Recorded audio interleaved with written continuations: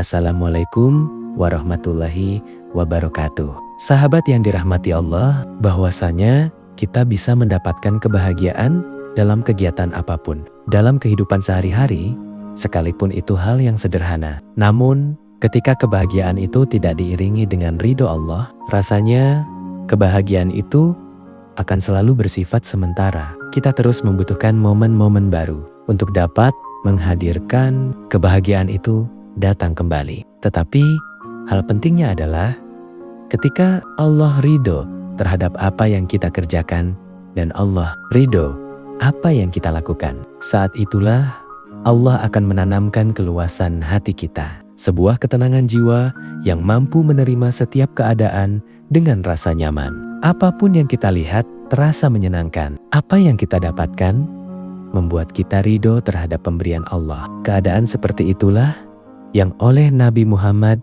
Sallallahu Alaihi Wasallam sampaikan. Sungguh menakjubkan perkara seorang mukmin.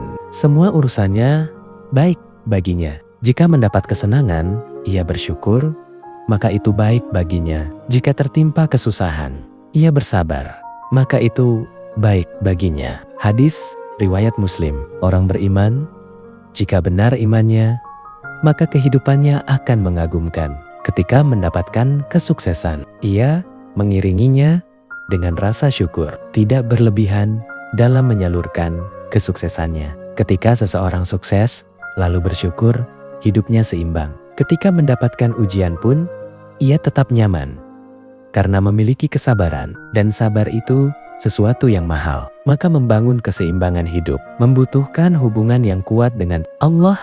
Hubungan inilah yang disebut sholat. Sholat berasal dari kata wasola atau silah yang bermakna terhubung erat, terkoneksi kuat. Kita sering mendengar istilah silaturahmi, bukan sekadar bertemu, tetapi tetap saling peduli, meskipun berjauhan, masih mengingat, mendoakan, dan memperhatikan. Demikian pula seseorang sebagai hamba, dimanapun berada, ia tetap merasa diperhatikan Allah, dibimbing dalam pekerjaannya, diiringi dalam rumah tangganya, sehingga hidup terasa lebih mudah dan membahagiakan. Tujuan besar sholat adalah membangun hubungan yang kuat dengan Allah.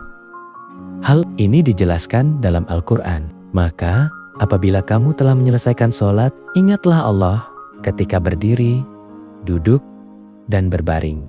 Quran Surat An-Nisa ayat 103. Ukuran keberhasilan sholat bukan hanya selesai rukuk dan sujud, tetapi ketika seseorang itu setelah menunaikan sholat, maka mulai merasakan hubungan dengan Allah. Jalannya ingat Allah, bekerjanya ingat Allah. Saat mengingat Allah, tidak melakukan hal yang tidak disukainya.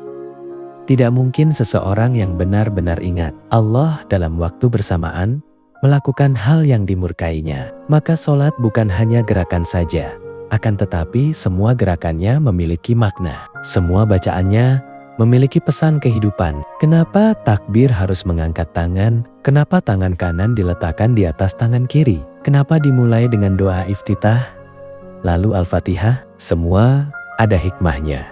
Dan para sahabat yang memahami sholat dengan benar mengalami perubahan hidup yang luar biasa. Mereka menjadi lebih sukses dalam jalan hidup apapun yang dipilihnya. Lebih dari itu, ibadah pertama yang diwajibkan Allah secara langsung kepada Nabi Muhammad Sallallahu Alaihi Wasallam bukan zakat, bukan puasa, bukan haji, tetapi sholat. Bahkan perintahnya diberikan secara langsung dalam peristiwa Isra Mi'raj, menunjukkan betapa tingginya nilai sholat bagi kehidupan manusia. Sahabat yang dimuliakan Allah, kita telah memahami bahwa sholat adalah sarana membangun konektivitas dengan Allah. Maka pertanyaannya, mengapa banyak orang sudah sholat bertahun-tahun, tetapi masih sulit menemukan kehusyukan? Salah satu sebabnya adalah karena ketika bertakbir, ia masih membawa seluruh urusan dunia ke dalam sholatnya. Padahal, makna dari takbiratul ihram sangat besar ketika kita mengangkat kedua tangan, seraya mengucapkan Allahu Akbar. Allah Maha Besar. Maknanya bukan sekadar ucapan pembuka sholat. Kita sedang diajarkan untuk menepikan seluruh urusan dunia, menghadapkan diri hanya kepada Allah. Semua persoalan yang ada, baik itu pekerjaan, urusan rumah tangga, punya hutang, konflik, kegelisahan sementara diletakkan di belakang. Karena yang sedang kita hadapi sekarang, yaitu Allah yang Maha Agung.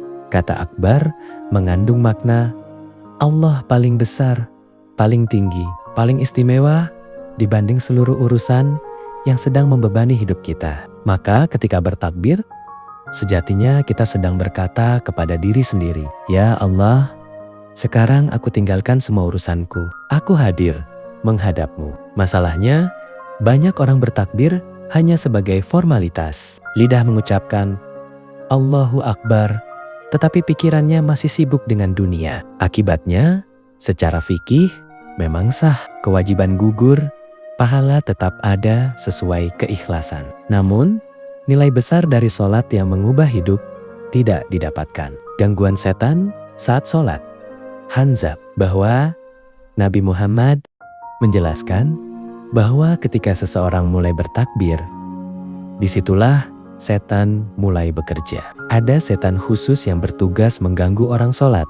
Namanya Hanzab. Dalam hadis disebutkan dari Utsman bin Abil As, "Wahai Rasulullah, sesungguhnya setan menggangguku dalam sholat dan bacaanku." Maka Rasulullah Shallallahu Alaihi Wasallam bersabda, "Itu adalah setan yang disebut Hanzab." Hadis riwayat Muslim. Begitu seseorang mulai sholat, setan mulai membisikkan berbagai hal. Ingat, pekerjaan yang belum selesai.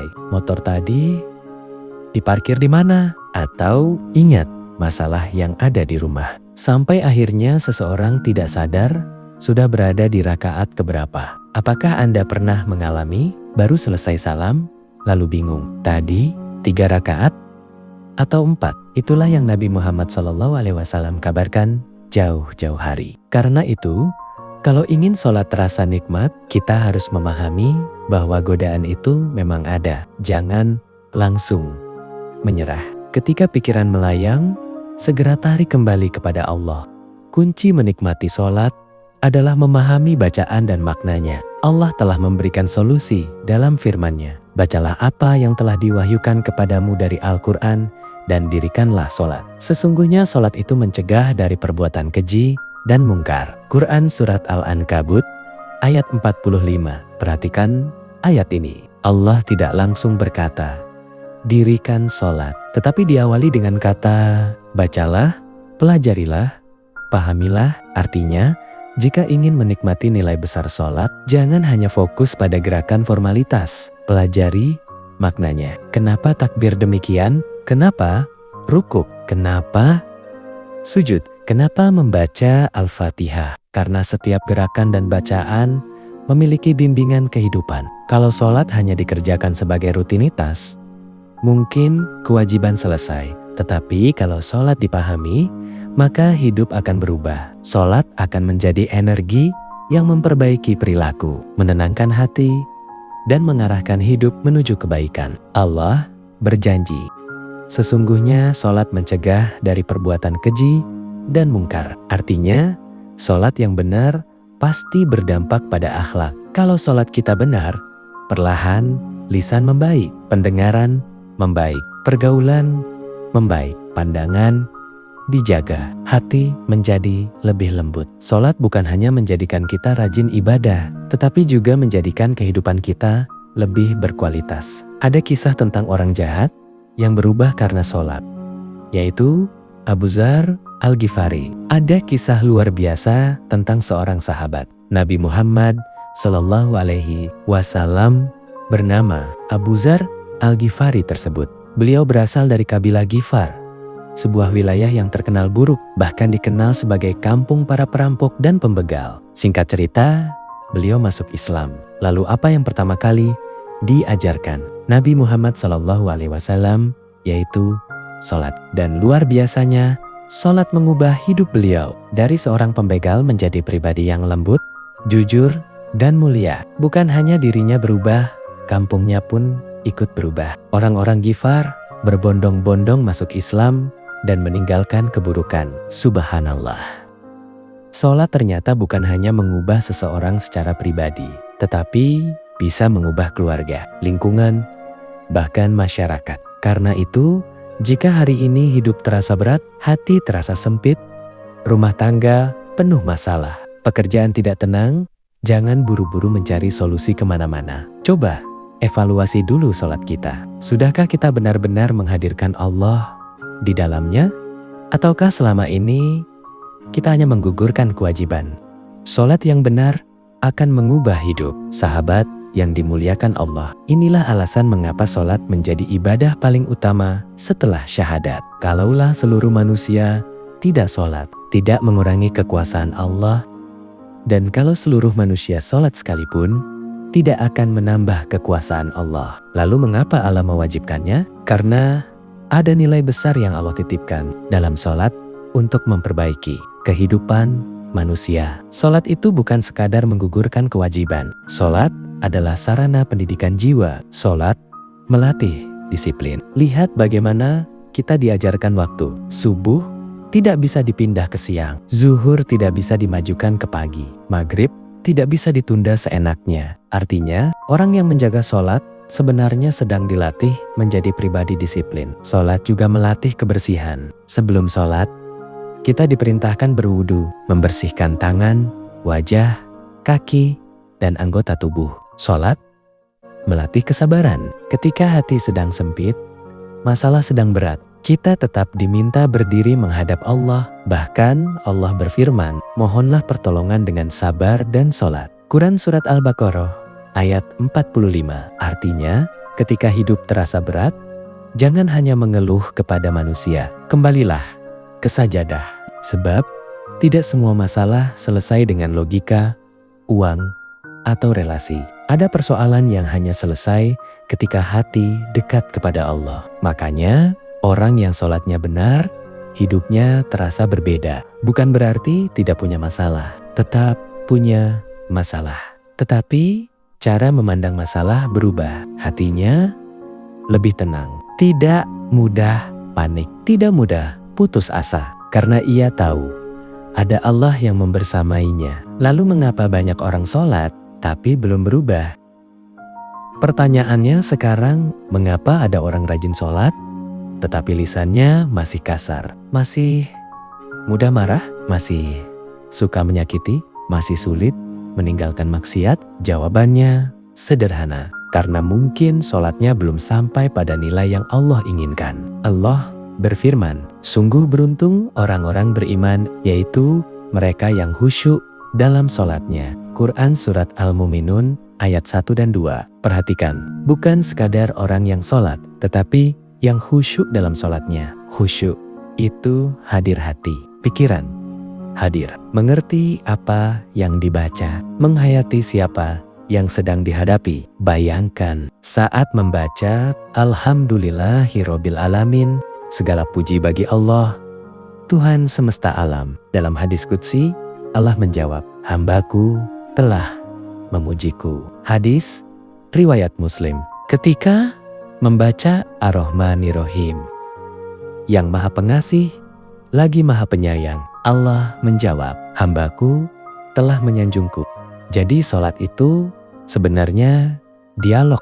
Kita berbicara kepada Allah, lalu Allah menjawab, tetapi seringkali kita tidak merasakan nikmatnya karena terburu-buru. Salat seperti mengejar target, rukuk cepat, sujud cepat, bacaan dipercepat. Mulailah memperbaiki sholat sedikit demi sedikit. Maka mulai hari ini, mari perlahan memperbaiki sholat kita. Tidak perlu langsung sempurna. Mulailah dari hal sederhana. Pertama, datang sholat dengan persiapan hati. Sebelum takbir, tenangkan diri. Tinggalkan dulu urusan dunia. Bayangkan, ini mungkin sholat terakhir kita. Kedua, pahami bacaan. Minimal tahu arti bacaan utama. Apa makna Allahu Akbar? Apa makna Al-Fatihah? Apa arti ruku dan sujud? Karena hati sulit tersentuh oleh sesuatu yang tidak dipahami. Ketiga, jangan terburu-buru. Nikmati ruku, nikmati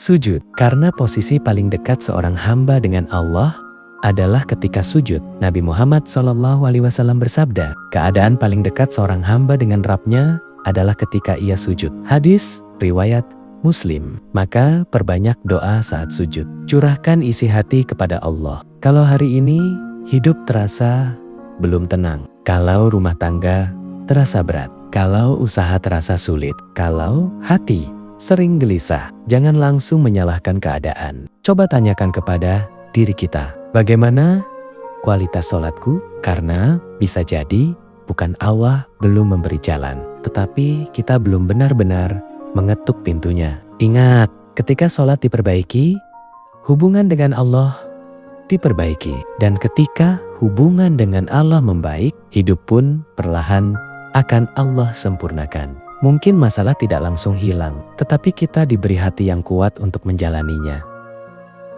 Allah akan memberi ketenangan. Allah akan membukakan jalan dari arah yang tidak disangka-sangka. Maka jangan pernah tinggalkan sholat. Bukan hanya dijaga waktunya, tetapi juga diperbaiki kualitasnya. Karena bisa jadi perubahan besar hidup kita dimulai dari satu hal sederhana, memperbaiki sholat. Mari kita berdoa. Ya Allah, tolonglah kami untuk selalu mengingat-Mu, bersyukur kepadamu, dan memperbaiki ibadah kami kepadamu. Amin ya Rabbal Alamin. Wassalamualaikum warahmatullahi wabarakatuh.